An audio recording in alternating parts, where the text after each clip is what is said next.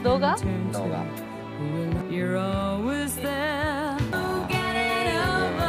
काफी दिन बीत चुके हैं। एली ने किसी तरह खुद को संभाल तो लिया, लेकिन अभी तक ये यूरी को भुला नहीं पाई और ना ही उसे अपने दिल से निकाल पाई। लो जी, इसका पुराना आशिक तकाशी इसकी जिंदगी में वापस लौट आया। दोनों साथ बैठ गए।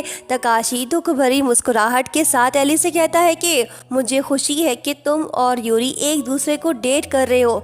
एली ने इसे अपने ब्रेकअप के बारे में कुछ नहीं बताया। इससे ये बात बिल्कुल साफ हो जाती है कि इसके दिल में किसी और के लिए कोई जगह नहीं। तकाशी टूटे दिल के साथ इसे बेस्ट ऑफ लक कहकर वहाँ से चला गया। एली ने उसे नहीं रोका। फिर सीन शिफ्ट होता है यूरी की तरफ। इसकी हालत पहले जैसी हो चुकी है। एली से बिछड़ने के बाद ये खुद को संभाल ही नहीं पा रहा। वो एली ही थी जिसने इसे दोबारा से हंसना सिखाया, जिसके साथ रहकर इसकी जिंदगी फिर से खुशियों से भर गई थी। लेकिन अब एक कड़वे सच ने इन्हें दूर कर दिया। वहीं दूसरी तरफ एली का भी यही हाल है। वो भी अंदर से पूरी तरह टूट चुकी है। इसे यूरी की बहुत याद आ रही है। अब इन दोनों के पास सिर्फ यादें ही रह गई हैं और कुछ नहीं। शायद तकदीर को यही मंजूर था। दोनों हमेशा के लिए एक दूसरे से जुदा हो चुके हैं। टाइम गुजरता गया। देखते ही देखते स्कूल का जमाना भी पुराना हो गया। सब कॉलेज जा पहुंचे। एली अभी भी सिंगल है। इसकी जिंदगी में अब तक कोई नहीं आया। इसने किसी और से प्यार तक नहीं किया और ना ही किसी को अपने दिल में जगह दी।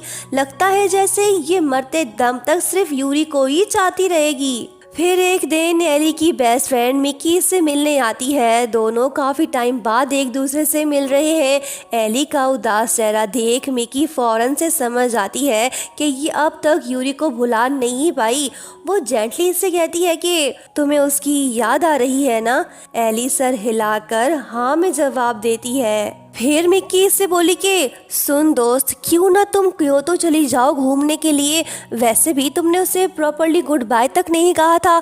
देखो, रिजल्ट चाहे जो भी हो, एक बार उससे मिलना तो बनता है ना। कम से कम अपनी फीलिंग्स को क्लियर तो करो।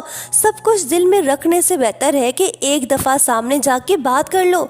एली ने इसकी बात मान ली। ये सीधा बस में बैठकर निकल पड़ी और क्योतो पहुंच भी गई। यूरी की एक झलक देखने के लिए एली उसके कॉलेज में दाखिल हो गई। लेकिन जैसे ही एली की नजर यूरी पर पड़ी तो ये घबराकर पेड़ के पीछे छुप जाती है, क्योंकि यूरी वहां अकेला नहीं होता, वो एक लड़की के साथ होता है। प्यार करने वालों को एक दूसरे की मौजूदगी का एहसास हो जाता है। सो यूरी को भी इसके प्रेजेंस का एहसास हो गया।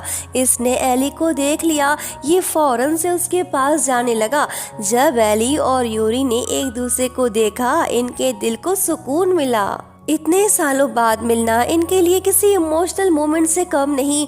यूरी थोड़ा हैरानी के साथ पूछता है कि तुम यहाँ क्या कर रही हो? अगर आना ही था तो एक मैसेज कर देती। एली सर झुकाकर इसे सॉरी कहती है। ये इससे नजरें नहीं मिला पा रही। दोनों बिना कुछ कहे एक साथ चल पड़े। फिर एली खामोशी तोड़ते हुए इससे पूछने लगी कि क्या वो लड़की तुम्हारी गर्लफ्रेंड थी? यूरी एक पल के लिए रुकता है, फिर वो झूठ बोल देता है कि हाँ, कुछ ऐसा ही है। ये सुनते ही एली का दिल उदास हो गया। ये अपने इमोशंस छुपाते हुए हल्का सा मुस्कुराकर कहती है कि मैं बस ये देखने आई थी कि तुम कैसे हो। याद है ना, तुम मुझे कितने ऑकवर्ड तरीके से छोड़कर चले गए थे। मुझे लगा कि शायद मैंने ही तुम्हारे साथ कुछ गलत किया हो, इसलिए मैं खुद यहाँ आ गई तुम्हें ये बताने के लिए कि मैं ठीक हूँ। यूरी उसकी बात सुनकर बस इतना कहता है कि अच्छा, तो ये बात है, और सुनाओ। एली थोड़ी देर चुप रहती है, फिर वो नजरें झुकाकर कहती है कि तुम्हारी तो अब गर्लफ्रेंड है ना, इसलिए मैंने सोचा कि मैं तुमसे वो बातें ना करूं जिससे तुम्हें तकलीफ पहुंचे। फिर भी मुझे खुशी है कि मैं तुमसे मिलने आ गई। बातें करते करते दोनों ट्रेन स्टेशन पहुंच गए। यूरी एली को अलविदा करने आया है। दोनों खामोशी के साथ बैठ गए, मानो जैसे अल्फाज खत्म हो गए हों, लेकिन फीलिंग्स अभी भी बाकी हैं। तभी एली नोटिस करती है कि यूरी ने अभी तक वही वॉच पहना हुआ है जो उसने इसे गिफ्ट दिया था। वो पूछने लगी कि ये तो वही वॉच है ना? यूरी बोला कि हाँ, ये वही है। एली से कहती है कि तुम्हारी गर्लफ्रेंड को बुरा लगेगा, तुम्हें ये वॉच नहीं पहननी चाहिए। ये सुनकर यूरी के दिल में छुपा दर्द सामने आ जाता है। वो धीमी आवाज में कहता है कि तुमने भी तो मेरा दिया हुआ ब्रेसलेट पहना हुआ है।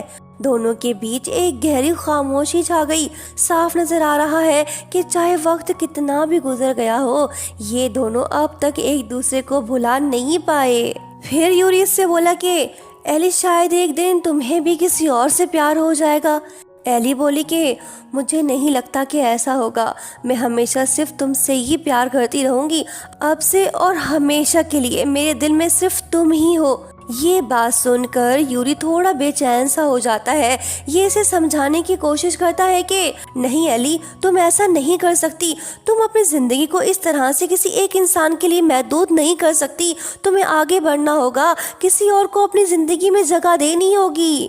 एली सीधा इसकी आंखों में देखकर कहती है कि तुम ये सब क्यों कह रहे हो? जबकि तुम खुद किसी और से प्यार कर पाए हो, तो फिर मुझे भी अपनी फीलिंग्स रखने की फ्रीडम होनी चाहिए। एली की आंखों में आंसू आ गए। ये अपने दिल का बोझ उतारते हुए से बताने लगी कि तुमसे दूर रहना मेरे लिए कभी आसान नहीं था। ये दर्द मुझे अंदर ही अंदर खाता रहा। काश मैं तुमसे नफरत कर पाती तो शायद तुम्हें भुलाना इतना मुश्किल ना होता, लेकिन मैं ये भी नहीं कर सकती। ये बात सुन के यूरी अपने इमोशंस कंट्रोल नहीं कर पाता। ये अब इससे वो बात कहने वाला है जिसे सुनने के लिए एली इतने सालों से तरस रही थी। ये अपने फीलिंग्स बताते हुए कहने लगा कि एली, मैं भी तुमसे बहुत प्यार करता हूँ। मुझे माफ कर दो जो मैंने तुमसे झूठ बोला। ये सुनते ही एली एकदम से हैरान हो जाती है।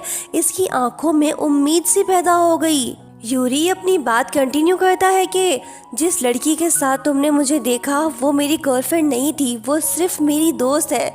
एली, मैं तुमसे ब्रेकअप नहीं करना चाहता था, मुझे मजबूरन ऐसा करना पड़ा। मैंने तुमसे झूठ बोला था। लड़की दुखी दिल के साथ कांपते हुए पूछने लगी कि आखिर क्यों तुमने मुझसे झूठ बोला? प्लीज बताओ ना।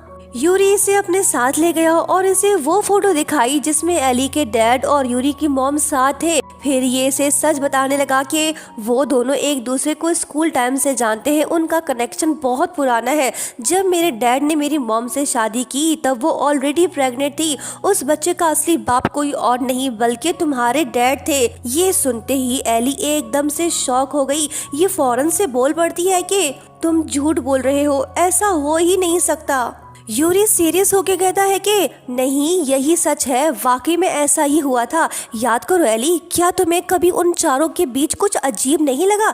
ये सुनते ही एली के दिमाग में पुरानी यादें उभरने लगी। इसे याद आता है कि इसकी मॉम और यूरी की मॉम एक दूसरे को निक नेम से बुलाया करती थी। उनका रिश्ता कुछ ज्यादा ही क्लोज लगता था। आखिरकार एली को समझ आ ही गया कि यूरी झूठ नहीं बोल रहा। ये दिल पर पत्थर रखकर इससे पूछने लगी कि फिर उन्होंने हमें इतने सालों तक ये सब क्यों नहीं बताया? ये सच क्यों छुपा कर रखा? मैं अभी के अभी कॉल करके अपने डैड से ये सब पूछती हूँ। यूरी ने इसे रोक दिया। कहने लगा कि शायद तुम्हारी मॉम को इस सब के बारे में पता भी ना हो। तुम क्या चाहती हो कि सब कुछ उनके सामने आ जाए? अगर ये सच बाहर आ गया तो हमारी पूरी फैमिली टूट के बिखर जाएगी। इस बात को छोड़ देना ही बेहतर है। वैसे भी अब कुछ बदलने वाला नहीं है।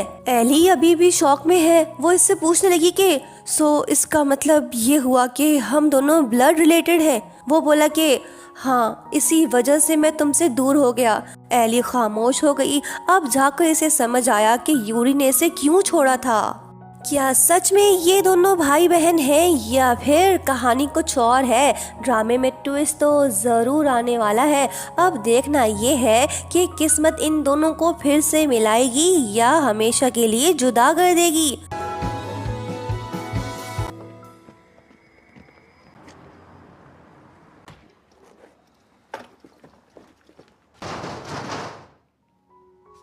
दोस्तों, फुल वर्जन देखना मत भूलना और प्लीज़ चैनल को सब्सक्राइब करते हुए जाना। Thank you so much for watching. Bye bye.